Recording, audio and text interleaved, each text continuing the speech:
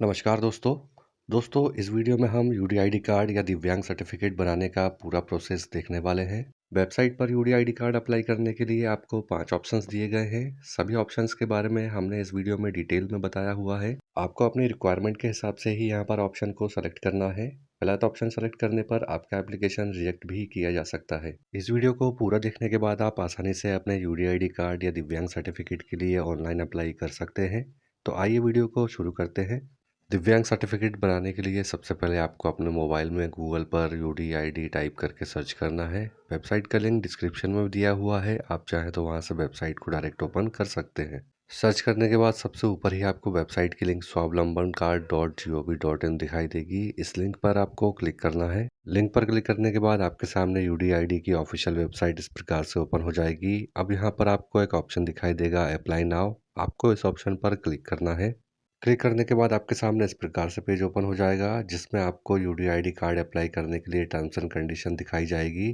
Terms and condition read करने के बाद आपको पेज को नीचे स्क्रॉल करना है। इसके बाद आपको आई हैव रीड वाले ऑप्शन पर टिक करके सबमिट वाले ऑप्शन पर क्लिक करना है। क्लिक करने के बाद आपके सामने इस प्रकार से इंटरफेस पेज ओपन हो जाएगा। यहाँ पर यूडीआईडी कार्ड या दिव्यांग सर्टिफिकेट अप्लाई करने के लिए आपको 5 ऑप्शंस दिए गए हैं, जिनकी डिटेल्स यहाँ पर आपको दी गई है। पहले ऑप्शन में आपको बताया गया है कि आपके पास किसी भी प्रकार का दिव्यांग सर्टिफिकेट या यूडीआईडी कार्ड यूडीआईडी पोर्टल या अन्य किसी भी प्लेटफॉर्म के माध्यम से आपको इशू नहीं किया गया है, तो आपको पहले वाले ऑप्शन को सेलेक्ट करना है। दूसरे ऑप्शन में आपको बताया गया है कि आपके पास दिव्यांग सर्टिफिकेट या यूडीआईडी कार्ड तो है, लेकिन वह आपको यूडीआईडी पोर्टल से इशू नहीं किया गया है। वो सर्टिफिकेट यदि आपको किसी अन्य प्लेटफॉर्म के माध्यम से फिजिकली या मैनुअली इशू किया गया है, तो आपको सेकंड वाले ऑप्शन को सेलेक्ट करना है। तीसरे ऑप्शन में आपको बताया गया है कि आपने अपना दिव्यांग सर्टिफिकेट या यूडीआईडी कार्ड यूडीआईडी पोर्टल के माध्यम से अप्लाई किया है और आपका एप्लीकेशन फॉर्म रिजेक्ट हो गया है, तो आपको तीसरे वाले ऑप्शन को सेलेक्ट करना है। चौथे ऑप्शन में आपके पास यूडीआईडी कार्ड तो है, लेकिन आपका यूडीआईडी कार्ड खो गया है या डैमेज हो गया है और आप नए यूडीआईडी कार्ड के लिए अप्लाई करना चाहते हैं, तो आपको चौथे वाले ऑप्शन को सेलेक्ट करना है। पांचवें ऑप्शन में आपने दिव्यांग सर्टिफिकेट या यूडीआईडी कार्ड के लिए अप्लाई तो किया है, लेकिन अभी तक किसी कारणवश आपका एप्लीकेशन पेंडिंग दिखा रहा है, तो आपको पांचवा वाले ऑप्शन को सेलेक्ट करना है। दोस्तों, हमारे एप्लीकेंट के पास किसी भी प्रकार का यूडीआईडी कार्ड या दिव्यांग सर्टिफिकेट अभी तक नहीं है, इसलिए हम पहले वाले ऑप्शन को सेलेक्ट करेंगे। आपको अपनी रिक्वायरमेंट के हिसाब से यहाँ पर ऑप्शन को सेलेक्ट करना है और सबमिट वाले ऑप्शन पर क्लिक करना है। सबमिट करने के बाद आपके सामने एक रजिस्ट्रेशन फॉर्म ओपन हो जाएगा, जिसमें सबसे पहले आपको अपनी पर्सनल डिटेल्स फिल करना है। पर्सनल डिटेल्स में आपको सबसे पहले एप्लीकेंट का नाम फिल करना है। नाम फिल करने के बाद आपको एप्लीकेंट का मोबाइल नंबर इस बॉक्स में फिल करना है। इसके बाद आपको एप्लीकेंट की ईमेल आईडी यहाँ पर फिल करना है। ईमेल आईडी फिल करने के बाद आपको एप्लीकेंट की डेट ऑफ बर्थ फिल करना है। डेट ऑफ बर्थ फिल करने के बाद आपको एप्लीकेंट का जेंडर सेलेक्ट करना है। इसके बाद पेज को थोड़ा सा नीचे स्क्रॉल करना है। अब यहाँ पर आपको एप्लीकेंट के फादर मदर या गार्जियन का ऑप्शन सेलेक्ट करना है। यहाँ पर आपको एप्लीकेंट के परिवार के मुखिया को सेलेक्ट करना है। हमारे एप्लीकेंट के परिवार के मुखिया उनके फादर हैं, इसलिए हम फादर वाले ऑप्शन को सेलेक्ट करेंगे। सिंगल मदर के केस में यहाँ पर आपको मदर वाले ऑप्शन को सेलेक्ट करना है और लीगल पेरेंट्स के केस में आपको गार्जियन वाले ऑप्शन को सेलेक्ट करना है। ऑप्शन सेलेक्ट करने के बाद आपको इस बॉक्स में अपने फादर का नाम फिल करना है। नाम फिल करने के बाद आपको अपने फादर का कॉन्टैक्ट नंबर इस बॉक्स में फिल करना है। इसके बाद यहाँ पर आपको अपना लेटेस्ट फ़ोटो अपलोड करना है। फ़ोटो अपलोड करते समय आपको इस बात का ध्यान रखना है कि आपकी फ़ोटो का फॉर्मेट जेपीजी या पीएनजी में होना चाहिए और उस फाइल का साइज़ 5 KB से 100 KB के बीच में होना चाहिए। फ़ोटो अपलोड करने के बाद यहाँ पर आपको अपने सिग्नेचर या अंगूठे के निशान को अपलोड करना है।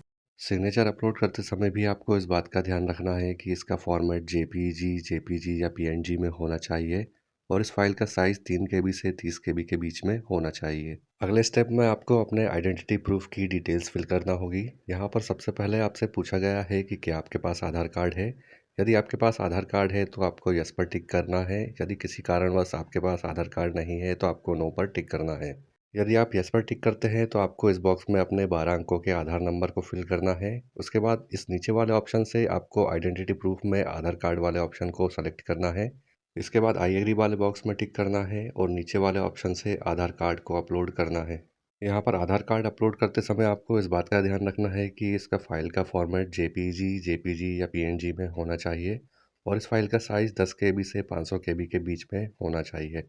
आधार कार्ड अपलोड करते समय आपको इस बात का भी ध्यान रखना है कि आपकी फ़ाइल में कोई पासवर्ड नहीं होना चाहिए और साथ ही साथ आपके आधार कार्ड का फ्रंट और बैक साइड एक ही पेज पर मर्ज होना चाहिए।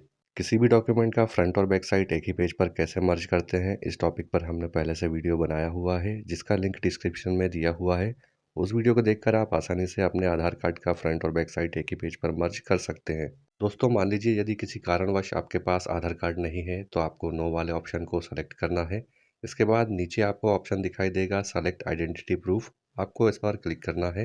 क्लिक करने के बाद आपके सामने आइडेंटिटी प्रूफ के लिए मल्टीपल ऑप्शन ओपन हो जाएंगे। यहाँ पर आप PAN card, voter ID card, ration card, driving licence, passport या अन्य किसी भी डॉक्यूमेंट को यहाँ पर अपलोड कर सकते हैं।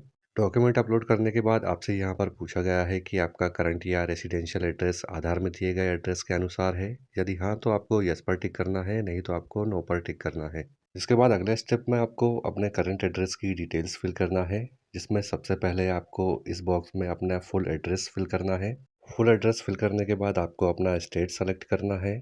स्टेट सेलेक्ट करने के बाद आपको अपना डिस्ट्रिक्ट सेलेक्ट करना है। इसके बाद अगले ऑप्शन में आपको अपना सिटी, सब डिस्ट्रिक्ट या तहसील को सेलेक्ट करना है। तहसील सेलेक्ट करने के बाद आपको अपने विलेज या ब्लॉक का नाम सेलेक्ट करना है और लास्ट में आपको अपने एरिया का पिन कोड नंबर सेलेक्ट करना है। इसके बाद अगले स्टेप में आपको अपने डिसेबिलिटी की डिटेल्स यहाँ पर फिल करना है। सबसे पहले आपको डिसेबिलिटी टाइप सेलेक्ट करना है, जिसके लिए आपको ऑप्शन पर क्लिक करना है। क्लिक करने के बाद आपके सामने सभी डिसेबिलिटी की कैटेगरी की लिस्ट ओपन हो जाएगी। दोस्तों, यदि किसी व्यक्ति को एक से अधिक डिसेबिलिटीज़ है, तो यहाँ पर आप मल्टीपल कैटेगरी को सेलेक्ट कर सकते हैं। एग्जाम्पल के लिए मान लीजिए यदि कोई व्यक्ति देखने, बोलने और सुनने में असमर्थ है, तो यहाँ पर आपको तीनों कैटेगरी को सेलेक्ट कर सकते हैं। हमारे एप्लीकेंट को लो विजन की शिकायत है, इसलिए हम यहाँ पर लो विजन वाले ऑप्शन को सेलेक्ट करेंगे। आपको अपनी डिसेबिलिटी के अनुसार यहाँ पर कैटेगरी सेलेक्ट करना है। इसके बाद अगले ऑप्शन में यह डिसेबिलिटी आपको किस कारणवश हुई है, उस ऑप्शन को आपको सेलेक्ट करना है। यहाँ पर डिसेबिलिटी का कारण बताने के लिए आपको ऑप्शन दिए गए हैं।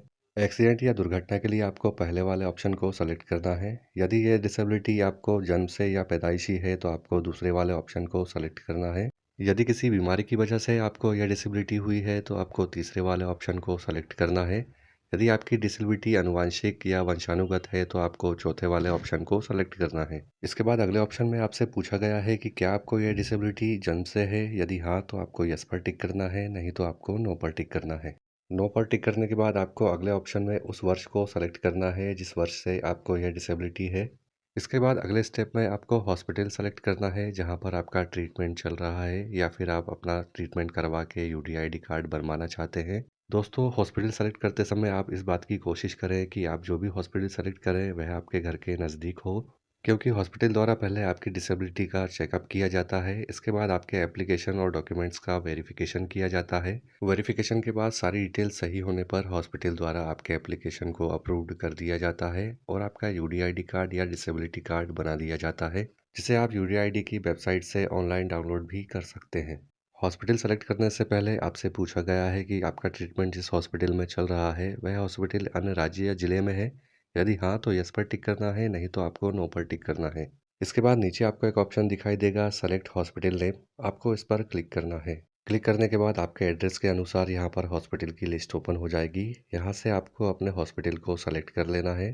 हॉस्पिटल सेलेक्ट करने के बाद इस कैप्चा को सॉल्व करके इस बॉक्स में फिल करना है। इसके बाद आई डिक्लेयर वाले बॉक्स में टिक करना है और सबमिट वाले ऑप्शन पर क्लिक करना है।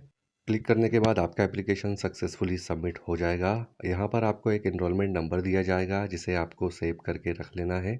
इस इनरोलमेंट नंबर के द्वारा आप अपने एप्लीकेशन के स्टेटस को चेक कर सकते हैं। नीचे आपको दो ऑप्शन दिखाई देंगे, डाउनलोड एप्लीकेशन और डाउनलोड रिसिप्ट। यहाँ पर पहले आपको डाउनलोड एप्लीकेशन वाले ऑप्शन पर क्लिक करके अपने एप्लीकेशन को डाउनलोड कर लेना है।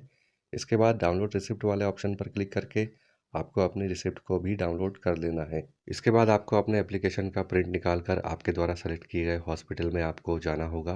हॉस्पिटल में आपकी डिसेबिलिटी का चेकअप किया जाएगा और आपके डॉक्यूमेंट और एप्लीकेशन का वेरिफिकेशन किया जाएगा। सारी डिटेल सही होने पर हॉस्पिटल द्वारा आपके एप्लीकेशन को अप्रूव्ड कर दिया जाता है। एप्लीकेशन अप्रूव्ड होने के बाद आपको एक एसएमएस के द्वारा भी इन्फॉर्म किया जाता है। आपके यूडीआईडी कार्ड की फिजिकल कॉपी आपके घर पर बाय पोस्ट आने में 15 से 20 दिन का समय लग सकता है। आप अपने यूडीआईडी कार्ड या दिव्यांग सर्टिफिकेट को ऑनलाइन यूडीआईडी की वेबसाइट से भी डाउनलोड कर सकते हैं। हॉस्पिटल में वेरिफिकेशन करवाने के बाद आपको हर 1-2 दिन में अपने एप्लीकेशन के स्टेटस को चेक करते रहना है। एप्लीकेशन का स्टेटस चेक करने के लिए आपको यूडीआईडी की वेबसाइट के होम पेज पर आना है। यहाँ पर आपको एक ऑप्शन दिखाई देगा ट्रैक योर एप्लीकेशन, आपको इस पर क्लिक करना है। क्लिक करने के बाद आपके सामने इस प्रकार से इंटरफेस ओपन हो जाएगा। एप्लीकेशन का स्टेटस चेक करने के लिए यहाँ पर आपको 4 ऑप्शन दिए गए हैं, यूडीआईडी नंबर से, मोबाइल नंबर से, एनरोलमेंट नंबर से और आधार नंबर से। हम यहाँ पर एनरोलमेंट नंबर वाले ऑप्शन को सेलेक्ट करेंगे। इसके बाद एप्लीकेशन में दिए गए एनरोलमेंट नंबर को इस बॉक्स में फिल करेंगे और सबमिट वाले ऑप्शन पर क्लिक करेंगे। सबमिट करने के बाद आपके एप्लीकेशन का स्टेटस इस प्रकार से आपके सामने ओपन हो जाएगा। आप चाहें तो अपनी प्रोफाइल को यहाँ से अपडेट भी कर सकते हैं। इसके अलावा आप अपने एप्लीकेशन को या अपनी रिसिप्ट को भी यहाँ से डाउनलोड कर सकते हैं। तो दोस्तों, इस तरह से आप अपने यूडीआईडी कार्ड या फिर दिव्यांग सर्टिफिकेट के लिए ऑनलाइन अप्लाई कर सकते हैं। वीडियो में दी गई जानकारी अगर आपको हेल्पफुल लगी हो तो प्लीज़ वीडियो को लाइक कीजिएगा, चैनल को सब्सक्राइब कीजिएगा। बहुत बहुत धन्यवाद।